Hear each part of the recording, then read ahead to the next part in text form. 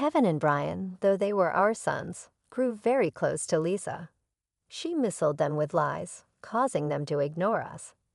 After Lisa, Kevin, and Brian were asked to leave our home, my husband Michael suddenly passed away. When I told Kevin about his father's death over the phone, his reaction shocked me. He said, "Your dad passed away. You handled the funeral, Mom. I don't want to see the face of someone who kicked us out. We're having a great time here, so don't bother us. Just tell the relatives we can't come because of work or something." I was speechless. A week after the funeral, I got a letter from Michael addressed to me. He wrote, "Please read this without our sons knowing." As I read, I was filled with emotion. Lisa had caused so much trouble in our family, and Kevin and Brian didn't even come to their father's funeral. I couldn't let it end this way. My name is Olivia.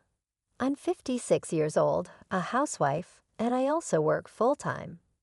I met Michael at a party for new employees at our related companies. I'm not much of a drinker, but I couldn't turn down the drinks I was offered and ended up feeling very sick. I was sitting in a corner looking for a chance to leave when Michael noticed me. He started talking to me and even arranged a taxi for me later. I took a day off to thank him, and at his office, he was surprised to see me but pleased. We became friends, started dating, and eventually got married. We both longed for a warm family life. Michael had a tough upbringing, and I lost my parents when I was young. We believed we could be happy together, but living with each other brought unexpected challenges, mostly because of Michael's sister, Lisa.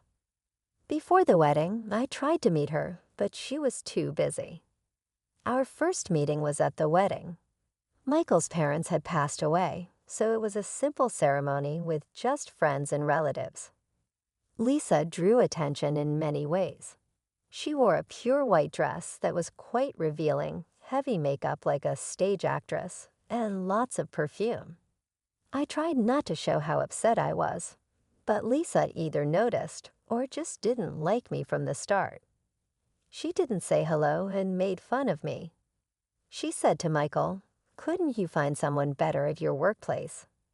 Having such a plain sister-in-law is embarrassing, but maybe she suits you, Mr. Super Serious." Michael looked like he wanted to argue, but a fight on our wedding day seemed like a bad sign. I said, "I'm fine, let's go get ready." I forced a smile and led Michael away.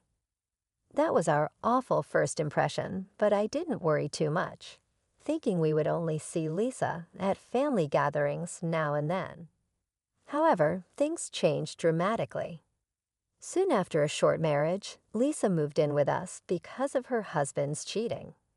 She said, "My ex left, and I want to move out too." Our parents sold their place when I got married, so I can't go back to my parents' house. Can I stay at Michael's place for a while? Michael was clearly annoyed and said, "Why don't you rent an apartment? You got plenty of alimony, right? Just let me stay until I find a nice place." I want to take my time, not settle for a rundown house. But in the end, Lisa just showed up with her stuff and moved in without asking. The main issue was Lisa didn't seem to realize we were taking care of her. She acted like it was her own house, which was very stressful for Michael and me. Lisa would go out every night, sleep until the afternoon, and then spend the day lounging on the living room sofa, playing with her phone or just watching TV. This was her routine until she went out again after dinner. Sometimes I took a day off and stayed home, so I saw this was what she did every day. When I came home tired in the evening after working all day, Lisa would ask in a complaining tone, "Hey, is dinner ready yet?" "How long until it's done?" I would say, "In about 15 minutes." She would reply, "That long? Hurry up, will you?" She also made rude comments about my cleaning, saying things like, "You're not very good at this," or "You're cutting corners." I share the cleaning duties with Michael. He's tired too. Lisa told me. As a wife, you should be doing all the household chores. I didn't want to complain to Michael about Lisa because I didn't want to ruin their relationship as siblings. But he noticed that I was becoming unhappy. When Michael asked me about it and I told him about Lisa's behavior, he got really angry. He told Lisa, "Don't overstep your boundaries. You're just a guest here." But Lisa just shrugged and said, "I'm just stating the obvious," and refused to help pay for household expenses. She said, "I'm still in shock from my husband's cheating. How can I work in this state? And you want to charge me? I can afford to pay for clothes and go out drinking." Lisa's attitude made both Michael and me very upset. My dream of a happy married life was turning into a nightmare because of her. Michael and I wanted to have kids soon, but it seemed like the stress over Lisa was getting in the way. We were even thinking about getting medical checks when I found out I was pregnant. In our 6 years of marriage, we were so happy and cried tears of joy. Michael saw this as a chance to suggest Lisa move out.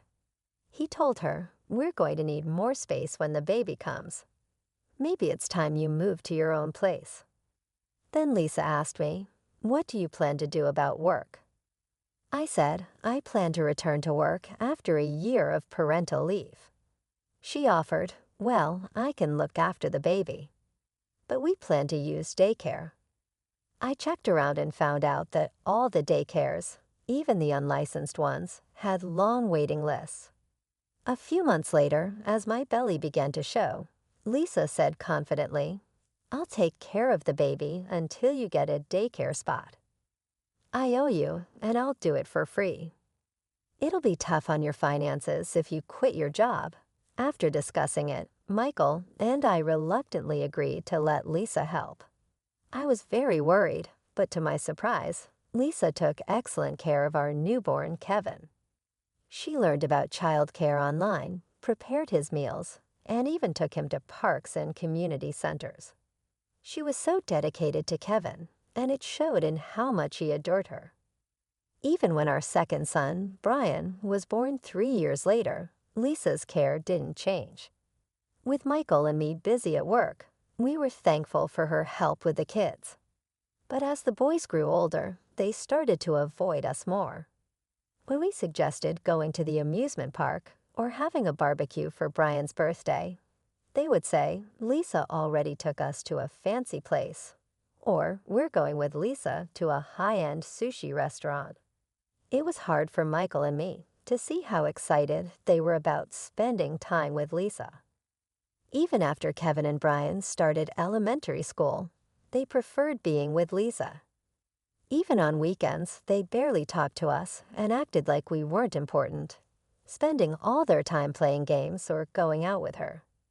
Things got even worse as Kevin got older. He openly showed he didn't like us, ignored us, and even made rude noises when we tried to talk to him. Once, when I told him not to eat while playing on his phone, he snapped at me, "Shut up, old lady." I was shocked to hear him say it. Would have been great if Lisa was our mom. She gives us money and takes us places.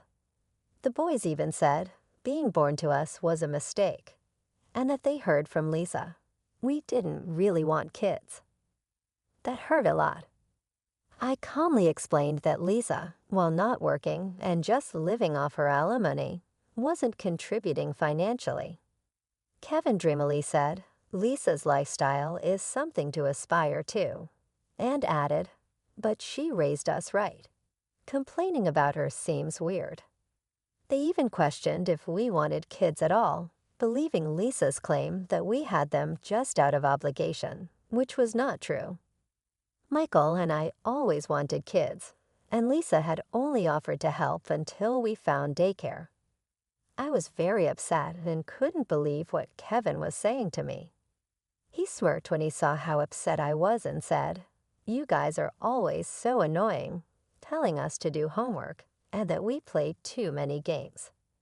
Lisa says it's fine not to do homework and even stays up playing games with us until morning. I snapped back, "Lisa isn't responsible for your future." Your dad and I tell you these things because we care about you, even if it means you might hate us. Yeah, right. You're just jealous because we're close to Lisa. How dumb. Maybe you shouldn't have let her take care of us. I felt like crying. When I looked up, I saw Michael at the doorway, his fist shaking. He asked, "Who do you think you're talking to?" "Oh, hey, Dad. Working late again today." Must be tough with such a small salary. The boys laughed mockingly, leaving Michael speechless. "Finally, you talked to us and it. Just to mock your parents," Michael shouted. "Stop being so loud," Lisa called out as she came downstairs to the kitchen, looking annoyed. "Getting worked up over what kids say is so immature." "It's because you spoil them that they're like this," Michael yelled. "I've had enough. Get out now." "What, I've been nice to my nephews, and this is the thanks I get." "If you're going to stay, then pay your way," Michael said. Lisa puffed up her cheeks and finally agreed. "Fine, I'll leave." "Happy now?" "Lisa, you're really leaving?" I asked. "No way," Lisa replied defiantly. But Lisa quickly went to her room, packed her things in a suitcase, and came down to the entrance. "I've put my clothes in boxes. I've arranged for movers this weekend." "Leave it until then, okay, Lisa." "Are you really going?" "Yes, take care." She smiled at Kevin and Brian as they saw her off to the gate. Then she left, but it was too late to fix the relationship between us and our sons. As teenagers, Kevin and Brian became more rebellious. Kevin quit his job within a month after finishing high school, and 1 year later, Brian quit his job after just a few days. They talked about starting a business together and made some questionable deals, spending their money from odd jobs in one night. After a big argument, Michael kicked them out of the house. "When you get a job, come back." "No way will it ever come back to this place." And so Lisa, who had caused so much trouble in our family, and the sons she influenced, Kevin and Brian, left. It was back to just my husband and me.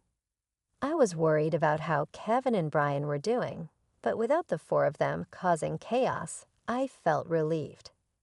At the end of the year, just as I was about to leave work and head home, I got a call from Michael's colleague. "Are you Olivia?"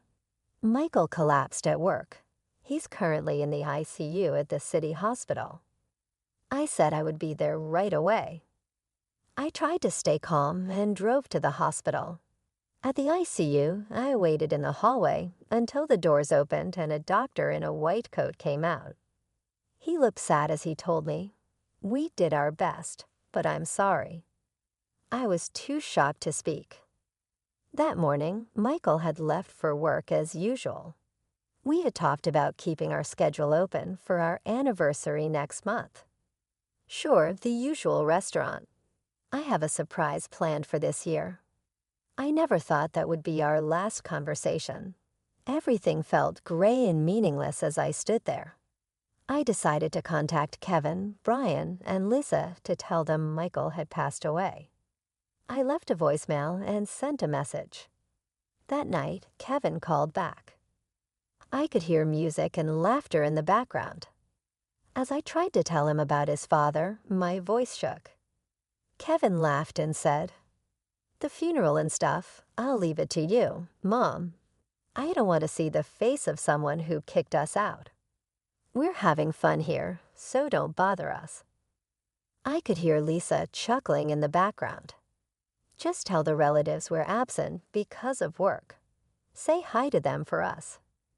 I stood in shock for a while, holding the phone. Were these really Michael's sons and sisters? Feeling empty, I knew I had to go ahead with the funeral arrangements. I got in touch with Michael's family and the funeral home we usually use to arrange a family funeral. Saying goodbye so suddenly didn't feel real, and I didn't cry during the funeral. But as everyday life continued, the pain of losing Michael kept hitting me. While making dinner, setting up to record a TV show we watched together, or making coffee, I'd accidentally make enough for 3 or start talking to him before realizing he was no longer there. That's when I couldn't hold back the tears. A week after Michael passed away, I was watering the flowers when the mailman arrived. I took the mail inside, and among the junk mail, I found an envelope addressed to me. The handwriting was unmistakably Michael's. Overwhelmed with emotion, I opened it. The letter explained that he had asked a friend to send this if something happened to him. After expressing his thanks for our years together, one line stood out, asking me to keep this from our sons. Moved by the letter and realizing how much Michael knew, I worried about the kids. I wiped away my tears and decided to take action. Lisa had hurt our family, and Kevin and Brian hadn't even come to their father's funeral. I was determined not to let it end this way. Michael's letter mentioned a package in a safety deposit box at a bank near the station, and he included a key. I went to the bank, entered the safety deposit box area next to the ATMs, and nervously followed the instructions. I inserted the card, entered the PIN, and a part of the table opened to reveal the safety deposit box Michael had rented. I used the key, found everything Michael mentioned, and took them with me. Later, I invited Lisa, Kevin, and Brian to my house. I decided to share Michael's inheritance with everyone important to him. With the promise of inheritance, Lisa, Kevin, and Brian came quickly. They had skipped the funeral, but were eager for the inheritance, which showed their shamelessness. Lisa couldn't even wait while I was making tea. She blurted out, stingy Michael had an inheritance. Maybe he hid money because he was so stingy. Being stingy might not be so bad after all. I wonder if he put his inheritance in some account. I'm excited. Then she looked at me and smiled. You did the right thing telling your sister-in-law, Mom. Stop beating around the bush. Is Dad's inheritance in jewels? Maybe gold bars. As they all fidgeted, I smiled and said, before that, please listen to this.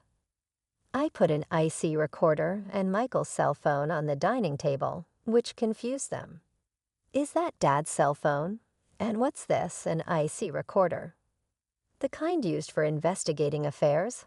I see it on TV. Wait, did Dad have an affair? Kevin laughed mockingly, but his smile vanished when I pressed play. Kevin's voice came through, talking on the phone. Yeah, remember that old lady you met at our house, Lisa?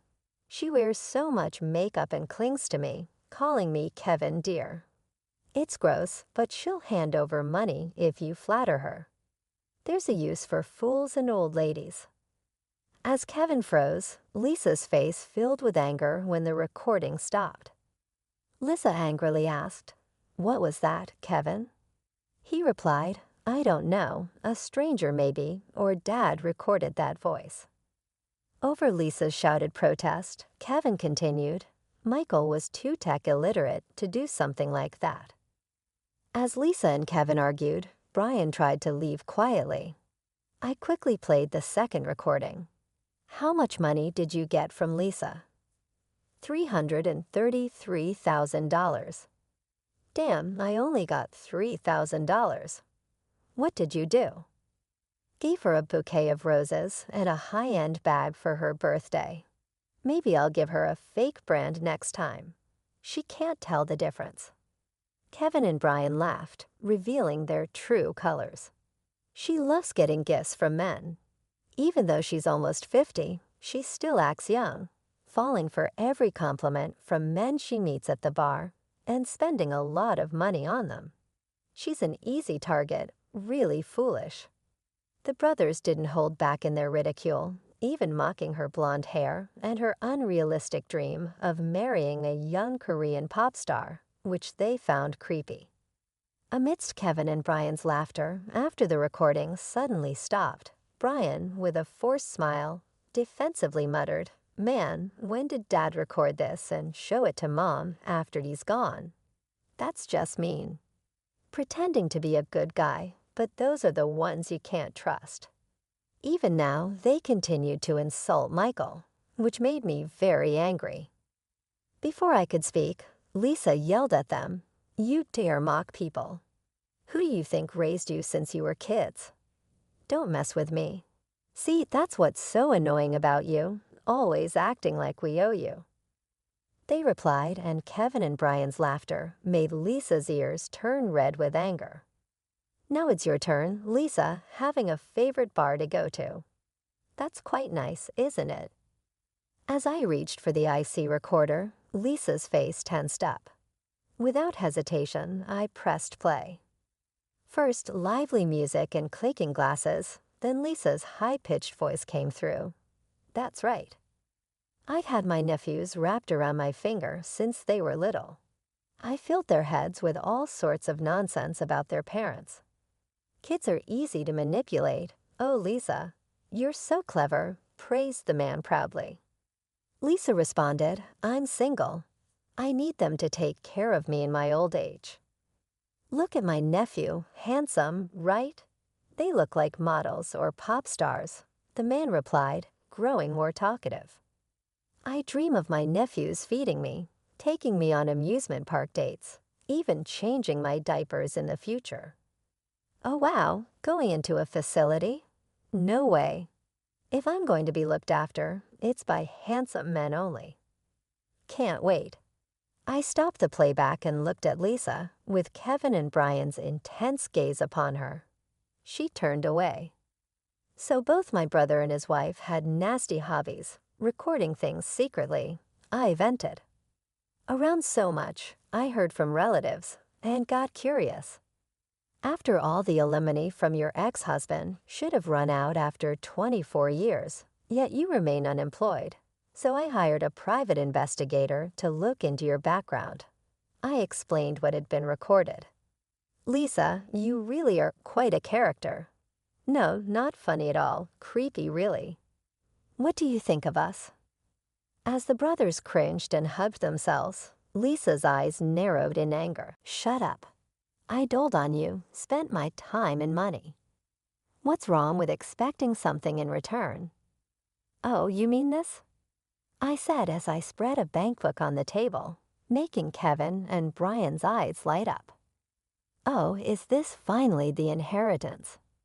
"Well, sort of," I said suggestively, glancing at Lisa, who looked nervous and sweaty, her eyes shifting around as if looking for a way to escape. I turned to Kevin and Brian. "Remember what I told you before? Michael cut ties with his father before we got married. Remember?" Kevin nodded. "Our grandfather, Dad's father, didn't work seriously.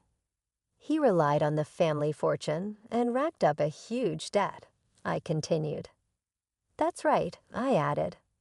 "Michael's mother worked herself to death paying off those debts, right, Lisa?" Lisa nodded. "So the inheritance Michael received from wealthy relatives, he kept it a secret and deposited it in an account for you. We never heard about this. If there was money, why didn't he tell us?" they asked. "He planned to proceed with the inheritance once you started working seriously. But before that, someone used it without permission," I explained. Kevin and Brian turned to look at Lisa. "No way," they said. "Yes," I continued. "Lisa had been taking Michael's bankbook and seal without permission during his lifetime and withdrawing money." Kevin and Brian looked at the bankbook, which now showed $300,000 down to $20. "Hey, what did you spend it on?" they demanded. "Well, this guy convinced me there was a great investment opportunity. I thought I could double it and pay it back. I just borrowed it, that's all," Lisa tried to explain as she squirmed under their gaze. Kevin and Brian exploded in anger. "Don't joke. That was supposed to be our money. Just $300,000 and you're making a fuss. Considering the effort I put into raising you, you should be giving it to me for free," Lisa shot back defiantly. This made Kevin and Brian even angrier, their veins popping on their foreheads, looking ready to confront her. But that wasn't all about Lisa. I sighed and spread Kevin and Brian's bank books on the table. You both started working right after high school, so the college funds were left untouched. I was going to give it to you once you started working seriously, but this too was meddled with, seeing only a few pennies left in their accounts. Kevin tore at his hair in frustration, and Brian almost cried. "Damn it, woman, what you're doing is criminal." "Yeah, we'll sue you," they threatened. "Don't be silly, it's called family theft and doesn't count as a crime when done by a relative," Lisa replied, crossing her arms and legs and laughing annoyingly. "I'll pay it back someday, maybe in the next life." "You could be charged for it," I said. At my words, Lisa's eyes widened in shock. "Huh. Indeed, relatives living together can't be charged for crimes, which is why Michael kicked you out," I continued. "Planning to report you?" Dumbfounded, Lisa asked in disbelief. "You betrayed your husband's sister." "Well, yes, that's what happened," I confirmed. "Really? Unbelievable. After all I've done for you, how ungrateful," Lisa complained. "Who's ungrateful here?" I yelled back, silencing the room. I glared straight at Lisa, unleashing my fury. "Because of you, our family is a mess. It's beyond repair. What are you going to do about it?" "Overreacting much." Lisa shrugged. "I should have never trusted you and kicked you out sooner," I said. Then Lisa turned to Kevin and Brian, spreading a sinister smile across her face. "I wanted to be a mom, huh? Since I couldn't become one, I thought I'd take your mom away from you too." Kevin and Brian looked terrified. "Are you okay in the head? Just stay away from me for good," Kevin said. "That's a problem." "I came today to borrow money from you," Lisa smirked. "We're family," she said, "so we should help each other in times of need, right?" "Yeah, right, Mom." Suddenly Kevin and Brian, who had been furious moments ago, put on a smile. "Actually, we're broke too. Got fired for talking back at work, for taking a little unscheduled break," they said arrogantly. Brian and Kevin complained bitterly. I felt a headache coming on. "Getting fired is what you deserve, huh?" "Yeah, we got kicked out of our apartment," Kevin casually revealed. "Didn't pay the rent, so we'll stay here for a while." "That's okay, right? And cover our debts once we're debt-free. We'll start working seriously. Can't you lend us about $60,000? "You're working, after all." Faced with their brazen request, I was stunned. I felt a surge of anger. Don't mess around. I have nothing to lend to sons who skipped their father's funeral. I refused strongly. But they kept asking, "Please, Mom, if you keep this up, I'll report you to the police too. Don't ever set foot in this house again." Just then, a police car siren stopped in front of the house. Lisa, trying to escape in a panic, ran into the police officers at the front door and was quietly taken away. "Damn, are we going to get arrested too?" "Let's just get out of here for now," Kevin and Brian said. They glanced at me, standing firm, gave up on asking for money, and left. Kevin and Brian, realizing that the money Lisa had given them came from Michael and their own savings, seemed to have finally lost all affection for Lisa. "I don't want to end up like them," they said, seemingly deciding to work seriously. However, their laziness didn't disappear overnight. They kept calling me. "Mom, I'm being pressed for payments at the bar. Can you lend me some money?" "I blew it all on horse racing. Can you lend me about $200,000? I got so annoyed that I blocked their contact information. Later, they tried to ask other relatives for money, but were shunned and denounced as heartless for not attending their father's funeral, leading to estrangement. Eventually, pursued by debt collectors for borrowing from shady sources, Kevin and Brian woke up and started working seriously. However, they had racked up so much debt that they were banned from the nightclub and bars where they were regulars. Now shunned even at their favorite drinking spots, they complained, "We've lost all the fun in our lives." Lisa, being a first offender, paid a fine and was released quickly. However, the incident led to her being dumped by her boyfriend. Moreover, after repaying the embezzled money from Michael's, Kevin's, and Brian's accounts, she ended up with a huge debt. Lisa now works from early morning till late at night, looking exhausted. What I kept secret from Lisa and my sons was that Michael had left another item in the safe, a large pink diamond necklace, a prestigious heirloom passed down from his mother. As mentioned in his letter, it was intended as a gift for our 34th wedding anniversary next year. Fearing it might be found and sold by Lisa or my sons, Michael had kept it in the safe. When appraised, it was valued at $360,000. To my astonishment, I wouldn't sell it. It's a treasured gift from Michael. Although I hoped for a warm family, things didn't go as planned with my sons, and I lost my husband too. But Michael's memory is still alive in my heart. Moving forward, I want to live strong and cherish the memories of Michael.